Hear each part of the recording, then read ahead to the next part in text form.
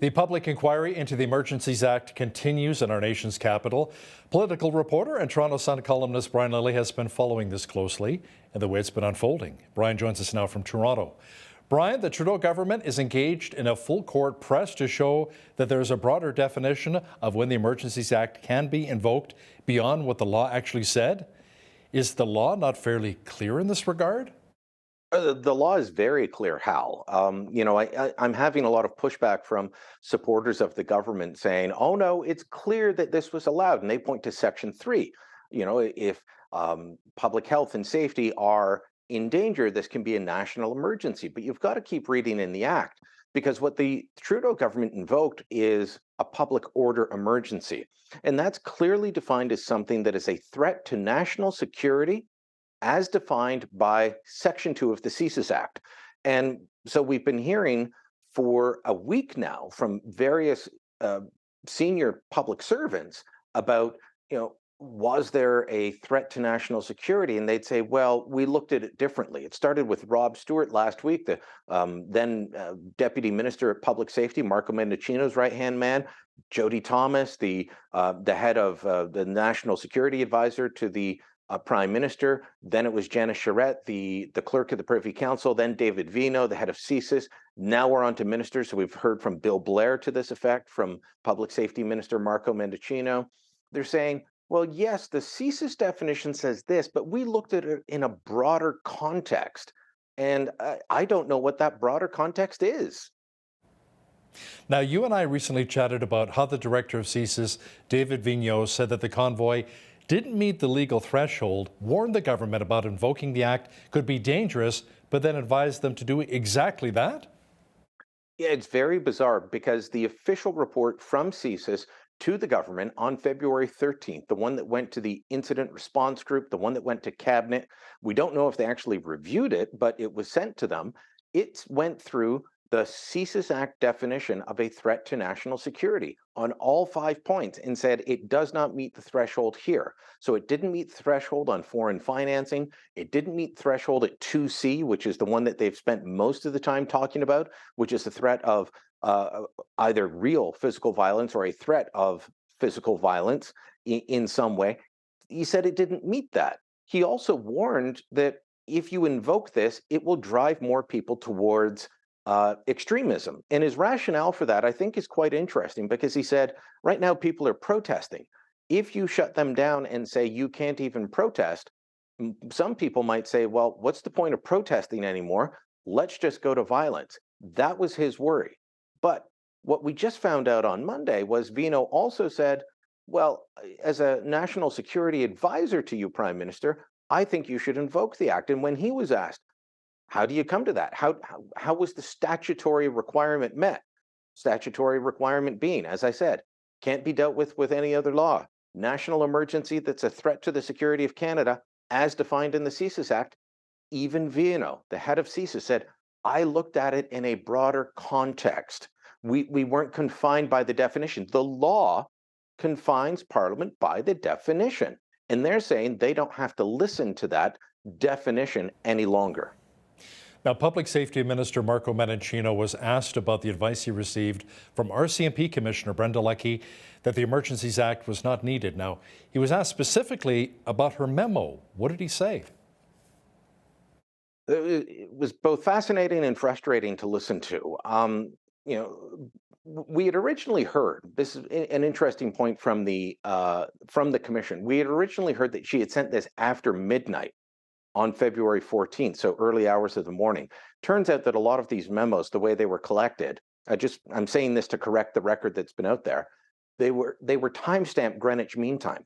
She actually sent this memo before cabinet met at 8:30 on Sunday, 8:30 at night on Sunday, February 13th. I was watching the Sunday night football game. I remember getting the messages that this was going down. She told them that she didn't think all tools had been exhausted, that the Ontario emergency legislation, which doesn't go as far as the federal act, gave them new tools, that there was a plan in place and that they wanted to execute. Mendicino just said, well, I can't recall. I saw this memo at some point, but I don't know when. And he was asked, "Well, did you take it to cabinet?" I can't recall. He's like that stereotype of the person pleading the fifth or just sitting before a U.S. Senate committee saying, "Senator, I cannot recall." It was too much of that, but he was willing to give long, drawn out stories about how Brenda Lucki was really concerned about Coots, and what was driving him was her feelings about Coots. I'm sorry, you don't invoke the act based on feelings. The commissioner's written words were, "This isn't needed. We have the tools to do this. We're going to do it." So the CSIS official report said don't do it. The RCMP's official report said don't do it. The Ontario Provincial Police, the Ottawa Police, all said we don't need this. They invoked it anyway, and they're going back to that broader definition. Yeah, you need to invoke it based on facts, not feelings. Brian, all of these government officials have said there's a broader definition of what constitutes a threat to national security. That's what's in the legislation. Has anyone actually looked into the broader definition? Well, people would like to, but apparently we're not going to see it. Justice Minister David Lametti was asked about the legal briefing, the legal opinion that was given by his Justice Department to David Viano to help change his mind. Because Viano, when he was on the stand Monday, was asked, "Well, how did you go from your report saying this to advising the government to invoke it?" Basically, cabinet ministers and Justice Department lawyers spoke to him. And so Lametti was asked, "Can we see the legal opinion?" He said, "No, that's solicitor-client privilege. You can't see that." Well, it's being used to ignore the plain meaning of the words that Parliament passed into law for invoking extraordinary measures. I think the public, I think the Commission deserve to see it. We'll see if that actually happens. Now, Brian, one of the lawyers representing some of the truckers from the Freedom Convoy, Brendan Miller, was allegedly and temporarily kicked out of the public inquiry. Do you have an update for us?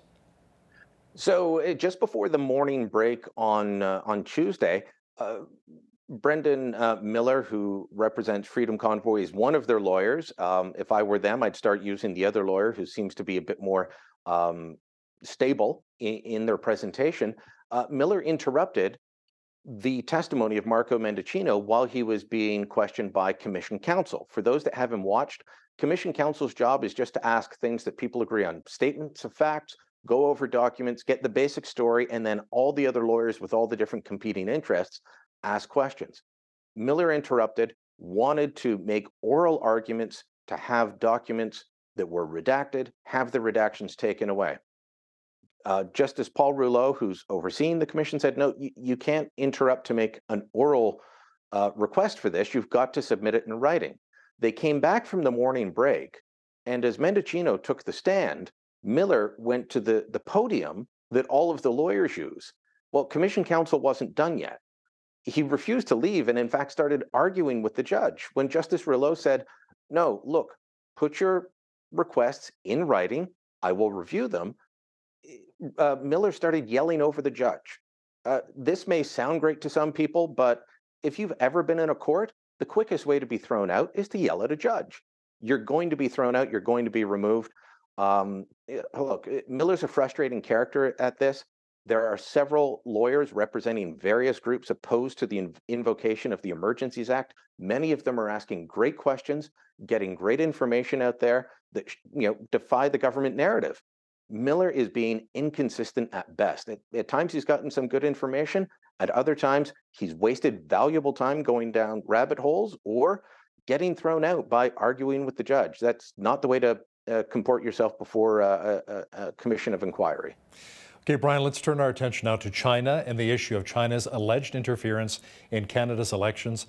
Now, the story's been out for a couple of weeks now, but still has not gotten the public's full attention. Let's talk about some of the basics here. Basics would be that the allegation is, and this is media reports based off of CSIS documents, CSIS briefings to the government, that 11 candidates received help from China, that there were as many as 13 staffers placed in various campaigns, that they were both liberal and conservative candidates, that it was all run by the Chinese consulate here in Toronto. Some $250,000 dispersed to the candidates through intermediaries, meaning candidates may or may not have known that they were receiving money from China because they used go-betweens. We don't know if any of these people were elected to the government, to the opposition, or any of them in cabinet. We don't know. This has been out there for several weeks. The government has never denied the allegations, and even raised it in an issue at the G20 with China's President Xi Jinping, and we talked about the kerfuffle that caused. But now the Prime Minister is coming out and saying he wasn't briefed. Well, you've got to parse his words pretty carefully there. Yeah, he says he wasn't briefed, but at the same time, how can he say that when he claims to have raised the issue with China's President Xi Jinping? Well, if you look at his words carefully, this past Sunday, I think he was in Tunisia. It was on a 10-day whirlwind tour. It's summit season. He said he's never been briefed on money from China going to 11 candidates. That's important. Don't lose sight of that. He said he's never been briefed on money. Okay, well, were you briefed on interference?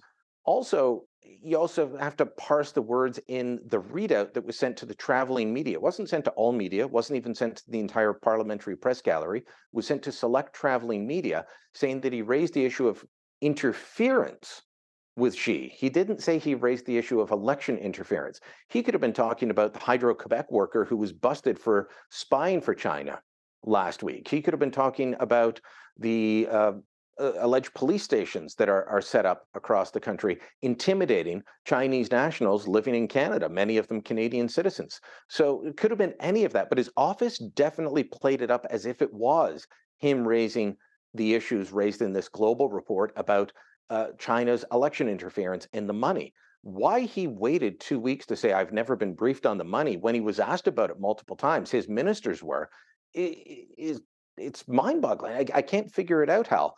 But it doesn't look good for the government either way. We need more answers, and I think he's in an uncomfortable position right now. Now, you mentioned some of that money from China allegedly made its way to some of the Tory candidates. Has Conservative leader Pierre Poilievre been questioned about this? He has, and he said he doesn't know who they are, but he wants a full parliamentary committee investigation. So he called for that immediately, the day this report came out.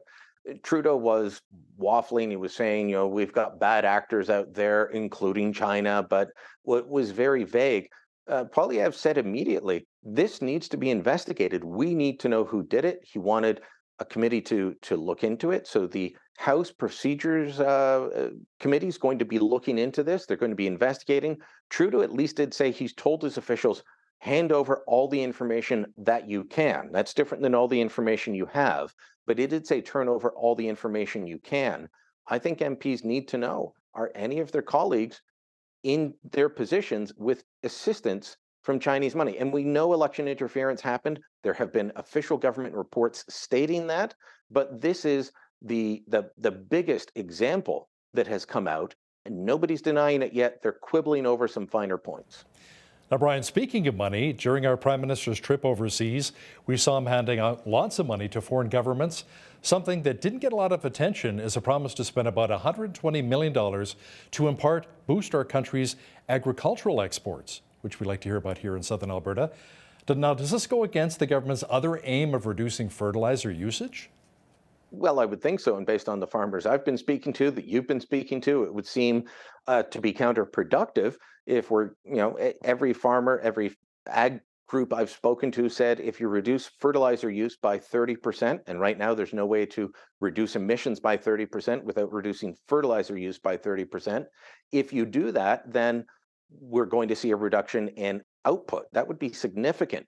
So, I applaud them for this move to increase our agricultural exports. I hope that it's away from China, more towards Indonesia, India, Japan, because you look at what China has done to our canola producers, claiming that shipments are tainted, or they've done the same thing to pork producers. It's never based in reality. It's based in trade war. So, I've got to applaud them at this move and hope that it works. Good for our producers. I do have to question on why they're doing this on the one hand and trying to reduce outputs on the other. He's one of our regular contributors and a Toronto Sun columnist, Brian Lilley. Thanks so much for your time today. Thank you, Hal.